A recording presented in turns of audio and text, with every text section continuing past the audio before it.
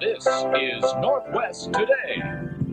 Probably nothing more irritating and exhausting to parents than hearing their children constantly bickering and fighting. And must brothers and sisters fight? And how do you handle it when they do? Our guest this morning is here to address the age-old problem of sibling rivalry. She is an educator, a lecturer, a consultant, a writer, and a mother of 2 children. Please welcome Joy Wilt-Berry.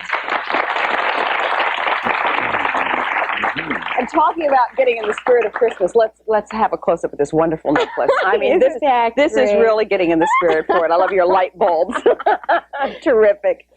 Well, you know, I think most of us have seen the routine that the Smothers Brothers made famous. Mm-hmm. When the 2 of them would always be fighting, and it was, Mom loved you best. Mm-hmm. And people laughed and really were tickled, because I think it hits a nerve. For sure. That most children feel at some time during their growing up years.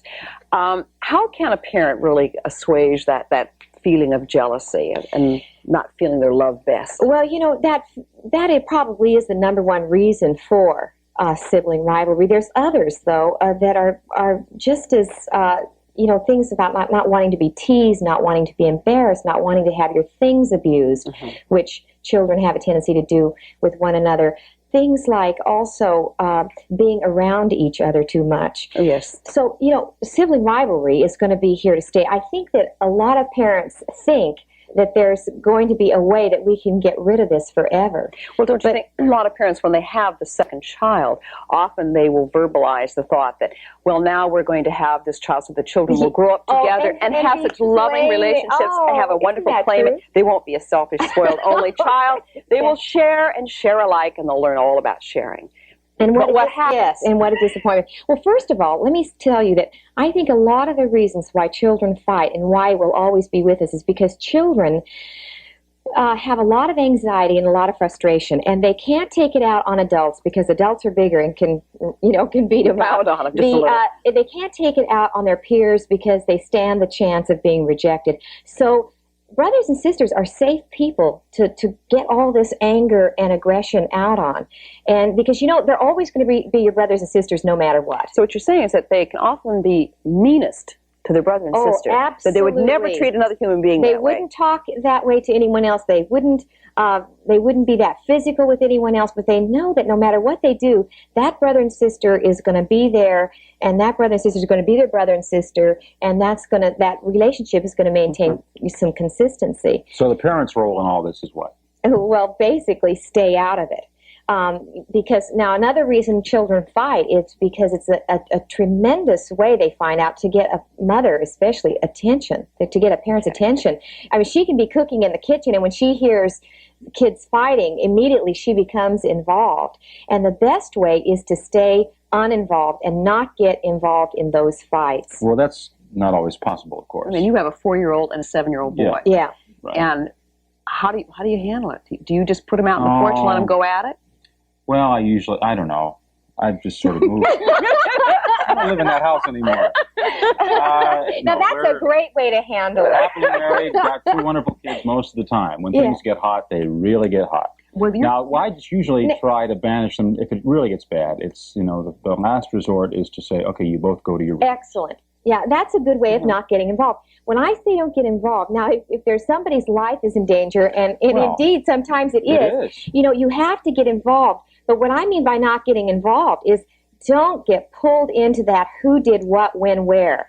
I mean, because even at that moment, if the child is saying, but he hit me first, what happened at the breakfast table that morning, could have precipitated what happened later on. And it goes on and on and on about who did what and whose fault is it. Well, we're presupposing, though, a thing here where there's kind of equal attention, affection, and love expressed to both kids all the time on the part of the parents. Now, that isn't always the case, and usually, of course it isn't. From day to day does not exist at all. There's one child comes home with a super report card, and the other didn't, or one just drew a wonderful little thing and gets all kinds of recognition from mom and dad, and that kind of situation takes its toll eventually with one or the other children, and so.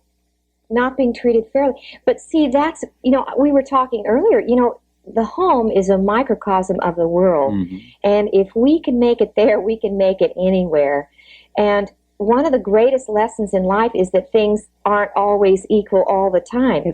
Life isn't always fair. It isn't fair, and yet it does have its tendency to ultimately balance out. What do you think the in a difference very are marvelous way. in sibling rivalry between brothers and sisters as opposed to brothers and sisters and sisters? You know, they have tried to amass studies on this for years and years and years, and there is, you know, different people say different things, that opposite sexes fight more or similar sexes fight more, but I find that, you know, with so many personalities involved, it's difficult to stereotype. Okay, and age differences. What do you think about age differences where the brothers or sisters are 2, maybe a year, maybe 9 months apart? Or mom. Mine are 12 months apart. And differences in age where you have 3, 4, 5 years. Any difference? There's maybe less physical fighting and more verbal? Or what? I have known very pacifistic boys who are non-fighters and are living with very aggressive girls who beat up on them.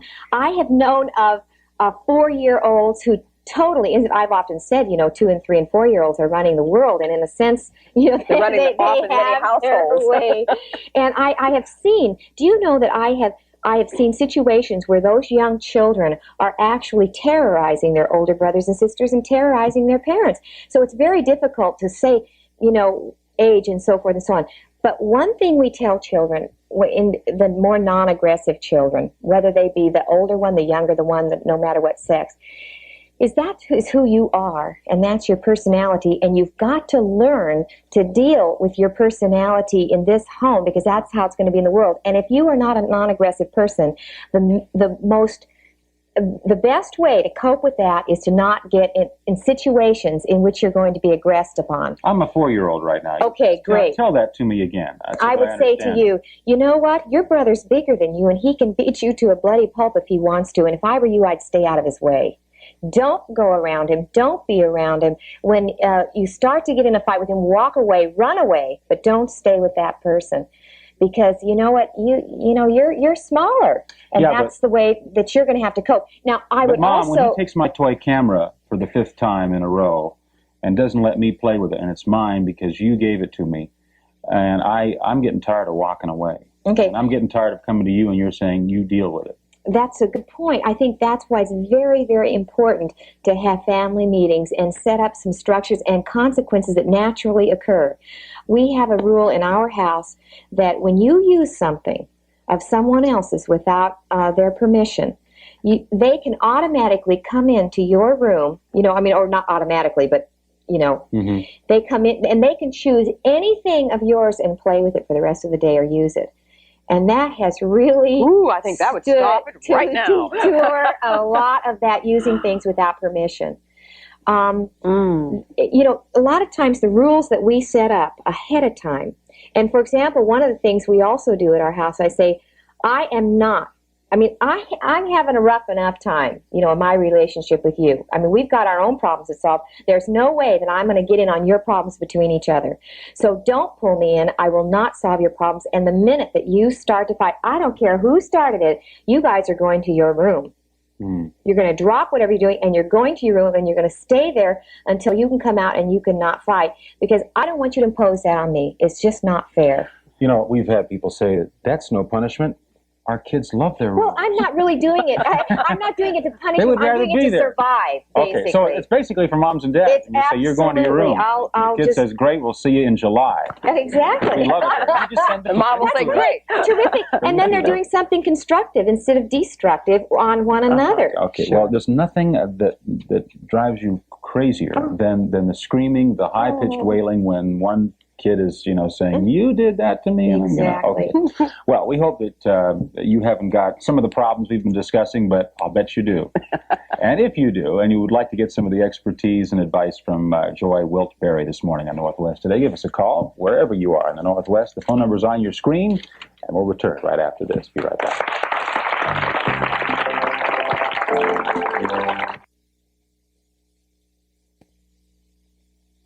Our guest this morning is Joy Wilkes-Barre, and we're talking about sibling rivalry. We have a number of brother and sister teams in the audience today, and this is your sister? Yeah. Right. What do you fight about? Well, what TV channel we're going to watch. Who wins? Well, we usually switch on and off, but I usually win. You usually win. Is that because you're bigger? Yeah. He pounds on you a lot? Yeah. Yeah. So what do you do to get back? I tell. You tattle on him. And then he gets in trouble with Mom? Yeah. I see. Do you fight about anything else? Yeah. What? Do you take his things sometimes? Yeah. You do? Yeah, I notice this little gleam in the eye. It gives you a little sense of power, doesn't it? Yeah. Okay. Joy, what about the unequal situation in size and age difference, and the fact that the younger child often will become manipulative to hold their own? For sure. See, I mean, but what you mentioned earlier was the fact that you did take turns, and that has been established ahead. That needs to be established ahead of time, and then that really needs to be followed. That I'll watch my program this time, you get it next time, and so forth and so on. We tried the old whoever turns on the television first, but gee, they're up at 4:30 in the morning. Exactly. Oh, that didn't work. I think that taking turns is really probably the best way to handle that particular situation. Get yourself a timer. I also want to say that. Ever heard of that? Get it. Excellent. Take your kitchen timer. Of course, you spend monitoring the timer. Mom, let's say it's 2 minutes yet. Oh, and then 3 hours of 2 minutes and 3 minutes and 5 minutes to see who gets what channel and that kind of. Or actually, that's better on possessions. Like if there's only one bite to share and so forth. But on this fighting thing, we have 4 steps that we advocate children do. The first is to think. As they're fighting, why is this happening? And many times that can diffuse a lot of the anger. Why is he doing this to me? Or why is she doing it? The second thing is to try and talk about it. Now, I would have recommended to that girl to look that little boy in the face, say, hey, look, this is my turn, and if, so forth, and talk it out. And then the third then is to go if they're going to aggress on you, to walk away, and if that doesn't help, then you get the help, and then you tell, quote unquote. Okay. Okay, we have 2 brother and sister, teenagers. How old? 19. 20. 19, 20. Well, you're through all this. You love each other now, no. right? We've never fought. What do you mean you've never fought? We've never fought. Really? Always been friends. Is that right, Mom? That's true. So what's your problem? Well, my problem, I've always made a special effort not to compare my children, and I've told them from the very beginning that they each have very special talents and that they shouldn't try to be like each other. However, I feel that we're in such a competitive society here that constantly other people are comparing them, such as teachers. If my daughter would have a teacher one year and did very well, and the next year that teacher would have my son, then he would say, well, I expect great things from you. Your daughter was quite bright, so I just know you're going to do well. That kind of takes the wind out of his sail then, doesn't it? I mean, so what if you got another good grade? It wasn't even yours, right? Right. So what'd you do? Did you get good grades still? Yes. You did anyway. Yes. So obviously this didn't affect you all that much then. Not really. Okay. So why do you feel that other people are fighting? Or if you have everything together, what do you think's their problem? I have no idea. Let me just very quickly comment. We talked earlier about combinations and said studies have been done and so forth. A lot of time, if you have to just pick out the best combination, it's the older girl with the younger boy, because she tends to mother the boy. And a lot of times they are not aggressive boys. I would assume that you're probably a little more spunky than he is, right? And so what happens, that's a very nice combination if you've got to pick. Of course, we all can't pick those situations. And you know what else? I think you're sitting there and you're thinking you're so lucky that you guys never fought. And I'm not so sure you're so lucky, because I think that fighting can be very positive and very, we can learn a lot in those kinds of things. Now, Mother, you're lucky. I would love to have traded places with you, but for the kids, there's a lot of frustration, and sometimes it's not always the best that doesn't have its outlet or whatever. But anyway, that's a good combination, and you were lucky. Okay. Mother. Merry Christmas to all 3 of you. Good morning. You're on the air. Good morning. Hi. Calling from Bellingham, and my question is, I have a 13-year-old boy and a 4-year-old girl, and how do I control their fights? Obviously, the 13-year-old is bigger and stronger than the 4-year-old, but she is quite aggressive, too. Mm-hmm. Well, one thing that you need to do is talk to them separately, without them knowing that you're talking to them separately. And you tell that 4-year-old, again, as we talked earlier, to walk away. and that's his responsibility in the relationship. Don't come to me if you get beat up, because I'm telling you ahead of time, he's stronger and he can do it to you. So your job is to walk away, get out of there, don't be around him. And then you go to that 13-year-old when the 4-year-old isn't around and say, look, I know that you're bigger, and I know that you're stronger, and I know that you can just cream this kid, and you're not going to do that. And so you had better know that when this happens, just between you and I, you're going to have to deal with me on this thing. If you actually physically hurt that 4-year-old child, you and I are really going to have some very stiff consequences. And that happens, so that the 4-year-old is running and saying, Mother, remember, if you do this as a family, that 4-year-old is going to pull that out of the bag all the time, say, Mother, remember you said you were going to punish him, go do it now.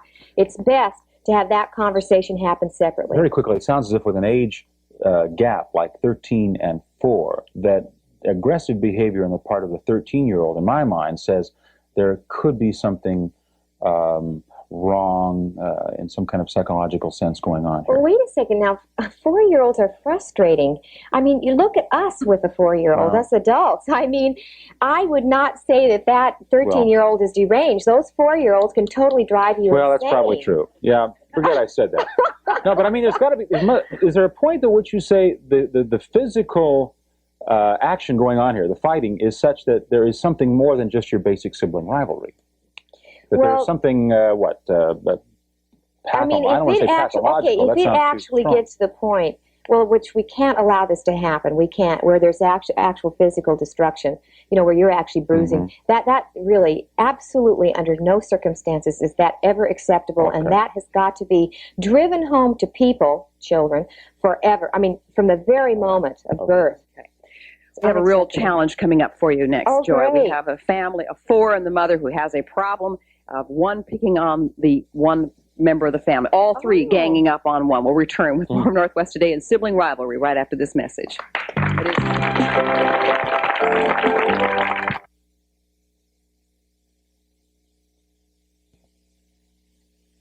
Well, we have a family of 4 here today, and Mom, and your ages? 13. 15. 11. 10. I thought you were 8, but you're going to be 10 today? Okay, you're 8. What's the problem, Mom? Well, in a larger group like this, I have 2 in particular that pick on a third one. Is that common? And let's get it all out, because they know. The older 2 picking on which one? On this one? 3. You're the poor one that's picked on. Can I ask her, why do you think they pick on you? I don't know. You don't know. Do you give them any indication that maybe you'll tolerate it? I don't know. You fight back? Yeah. You do? Yeah. Okay, why do you think, Mom, that they pick on her? I don't know. What happens to the little one? She's a little spacey. She just kind of goes off on her own. You just kind of remove yourself, right? Yeah. Let them fight. Okay, Joy, what do you think? Do you other kids agree with this, that you do pick on her? We do sometimes. Yeah.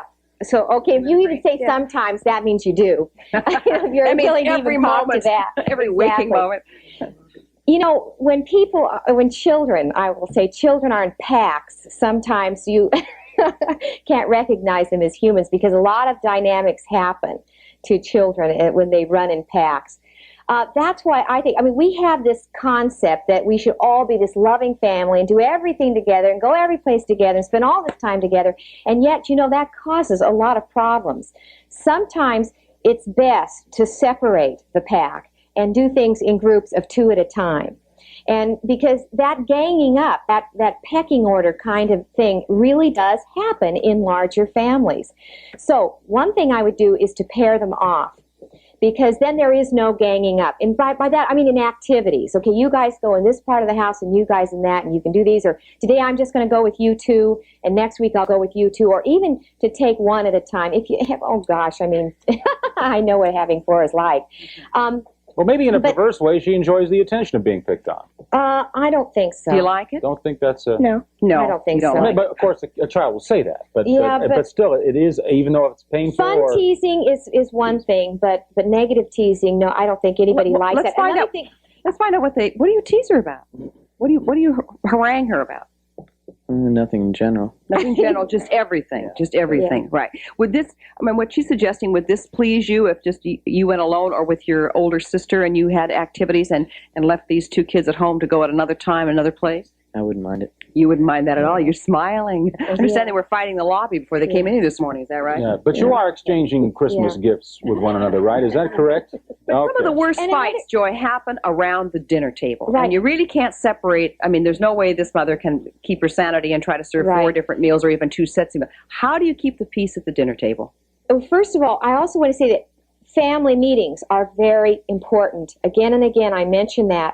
And at some of these family meetings, if there really is one child who's being picked on, a lot of times it's nice to give an assignment for that week that the other 3 children will do one good thing for that child. And even though it's a sign, a lot of people say, gee, that's kind of staged and everything else. I mean, honestly, that could be a very positive thing. And then at the end of the week, that child who's been picked on says, this is what you did good for me, this, and affirm them. And it maybe breaks that cycle and gets it into something else. Fighting at the dinner table is, you're right. I mean, you end up all wrapping food around the knots in your stomach. And it's just... Will you try that? Give it a try and see if it works for you, okay? Yeah. All right, the family meeting. We have a secondary problem in that she's got red hair. And when I take 2 of them together, people always comment on her hair and sort of ignore her. Yes. Oh. And so as far as, when you mentioned grouping them together like that. Exactly. Quickly. I want to just say, what is your name now, the third? Sarah. Sarah, that your position in the family was my position in my family of 4 kids. And I had the very same situation that you did. And the only way that I could combat it was to let people know how I was feeling when they were doing it. And I would say to them when they were giving Marilyn all this attention, I need some attention too. Okay. And that's going to be important for you to do that. Good You're luck giving to my you. feelings, you're giving Marilyn too much attention, how about giving me some, etc. Telephone call for you. Good morning, you're on the air. Good morning. I'm from Auburn, Washington, Yes. and I have an 8-year-old and a 12-year-old. And whenever my husband and I take them both in the car together, they do nothing but fight and pick on each other. Boy, that will drive you bananas. It's done that to me, as you can see. What do you do with kids that fight in cars? First of all, a lot of this behavior is because children are bored. Okay. Yep. We used to always have these little kits that we'd keep in the trunk of our car. They had color books, they had this kind of thing, or now they have these little handheld video games. And when the children, or tape recorders with stories, incidentally, that's a great thing. Get your children busy in something else so that they're not bored. Because I'll tell you, if they're bored, they're going to fill up that time with something else. Let me make one keep them suggestion. busy, and also separate them if you have to. Put one in the front seat, keep one in the back seat. If you've got the room, get them in different seats. That But helps the with that. tape recorder with the stories and occupy their minds and time, that really helps. Play games. Another telephone call. Good morning, you're on the air. Yes, I'm calling from Portland, Oregon. Yes. I have 2-year-old twins. Mm-hmm. Is that too early to start sending them to their room? Absolutely not if the room is a separate room. No. Is it? I mean, to send them to their room together is kind of counterproductive. Yeah. But the point is to separate them. And listen, I want to tell you something. I just finished writing a series of books for children 2 to 6 years of age, and everyone says, oh, gee, aren't those children too young to understand? Are you kidding? Of course they can understand. You can never start too early. Okay. Thank you. Okay, thank you. Well, we're going to take a break, and this young man has a question to ask Joy about his 4-year-old sister and how he doesn't like sharing the seat in the car. We'll return with more of Northwest Today right after this message.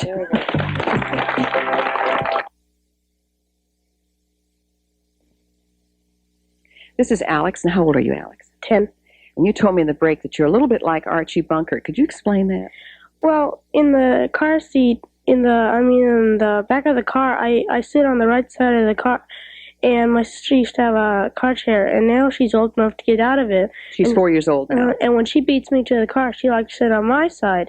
And I love to sit on that side. I don't know why, but I like to sit there. That's your place. Your territory is what you're talking about. And sometimes I get emotional and I hit her, but I'm not, and then I get in trouble for it. And she'll tell on me and she'll say that I hit her, and sometimes when you didn't, you mean? Yeah, sometimes. Mm-hmm. And sounds like you have a wonderful relationship. Oh yeah. and so you like some advice, right? Yeah, and I don't know how I can control, because I'm just that way. Well, first of all, it's okay to be that way, but you have to realize that we in this world are not automatically entitled to anything. You get something when you give something up. And nobody really said that was your part of the car.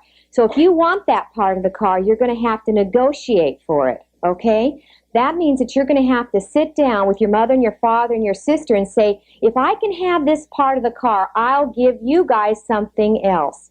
So in other words, say to your sister, look, you can have a part of the house that I promise I'll never go into or this, but you have to negotiate so that you can have some ownership over that part of the car. Another thing I want to really make clear, too many parents, you see, they think they can't reason with these young ones like the 3- and 4-year-olds, and so they'll always ask the older kids, oh, come on, give her the toy, don't make her whine, don't make her cry. That's really not fair. And it's very important that they are not constantly asking you to give up your seat to avoid an encounter with her. And you have to help them do that by reminding them that, well, last time she got her way, I think it's my turn this time. You know, that sort of thing has to happen to make sure that these 4-year-olds and these 3-year-olds are not constantly intimidating everyone with their whining and their tears and that, you know, that sort of thing. But, you know, going back to Archie Bunker, since you used that parallel, you know, in that All in the Family, it always was really not so much that that was the most attractive or most comfortable chair. It kind of gave everybody the idea that he was the authority figure, that he was the boss. Is the fact that you don't want to give up your spot is basically you were there first, you're the boss, you have control of your sister. Is that what you're really trying to make her realize? Oh, yes. Well, another thing, too, though, is that basically there are some people that my son likes the middle of the car sitting forward and talking while I'm driving from the back seat. And my daughter knows that the way to get to him the most is to jump in that spot the first. That's her way of getting back at him and starting a real family feud. So we have had to negotiate that spot for Christopher. And go home and say, "This, I want this spot. What do I have to do to get it?" Okay? Good luck. Okay. Another telephone call for you. Good morning. You're on the air. Hi, I'm Julie Norley from Seattle, Washington. Yeah. And I just wanted to tell Joy that I really enjoy her Ready, Set, Go books. Isn't that nice of you? Thank you so much. You made my day. Did you have a question? Yeah. What's your I have an older sister. She's 16 and I'm 11. Mm-hmm. And she has an hour and a half in the bathroom, and that's all the time we have in the morning to get ready. Not fair. Not fair. Listen, what is going to be your best survival technique in this particular situation is for somehow you to get into the bathroom first. And now, I'm very serious about this, and this is something, again, you might want to negotiate with your parents. Since you do not take as much time as she does, it's best that you get in, get your thing done, and get out so that she can then know, oh, gee, well, I have this amount of time left, and so then she can gauge your time and go from that point. But this must be talked out, and you have to be able to have your part of that bathroom in the morning. Okay, get into it first, huh? See, my sister was 6'2". We didn't argue as to who got in the bathroom first for about 4 or 5 years when she was that big. Well, yeah, but also, you know, that might mean that this little girl has to get up earlier in the morning to accomplish that. And, you know, you get something and you have to give something up for it. Another phone call. Good morning, you're on the air. Hi, my name is Adrian Simpson. I'd like to ask, how come I'm studying in my room and my 3-year-old brother comes in and he takes all my books that I'm studying with and throws them all over the room, and I get very angry. And then my mom comes on me. Okay, see, now that's a typical situation of, look, he's the younger one. Honey, can't you just be older, and can't you be bigger, and can't you be... Look. And how old are you? I'm 13. Not fair. This is not fair. That room is her territory. Those books are her possessions. No other human being has the right to invade on your territory or damage or use your possessions. And if she is really... Now, he's doing that because he's obviously bored and wants attention. I mean, that's generally speaking probably why. But if she is really out of his way... Now, you know, I have seen older children. It's like licking the ice cream in front of the kid and going, this is good. Oh, boy, I bet you wish you had some. Ha, ha, ha, ha, ha. I mean, that's one thing. But if she really is in her bedroom, minding her own business, and this kid invades on her privacy and territory, then we've got problems. And then tell Mom that that's how you feel, and she shouldn't have the right to do that. All right, yes. You mentioned about the older sister playing mom. That's your problem. Is that it? Yeah, she always bosses me around. This is your older sister. Oh, but that kind of mom, The nurturing is great, but the bossing, you know. She's shaking her head. You don't boss him around. I don't think it's true. I think I don't have enough time to spend with him. And when I do spend time with him, I try to involve him in my activities because that's how I find time. Instead of playing his games, I sometimes feel that I'm too mature or too old for his kind of. How old are you? 18. And you are? 11. And what would you like to have from your sister for Christmas? For time in a different way? No. No. A video game. Like to drop off the face. What is it you're complaining about other than that? Well, she always bosses me around and she always calls me names. Mm-hmm. Can I tell you where the bossing comes from? You know, a lot of times older children from the very beginning are made responsible for their younger children. I'll bet you anything that your parents probably said to you, now you take care of him, you watch him, and so forth. When you are responsible for a person, that means that you're going to get it if they get hurt or in trouble. That automatically, when a person is responsible, they should get a little power because of that. In other words, you have to be able to have the power to control your situation. And that's why she's bossing you around, is because she has been responsible for you. Now, maybe you're old enough now to take care of yourself, and maybe she has to back off from that role, but that's where it came from in the first place. Okay, good luck to both of you.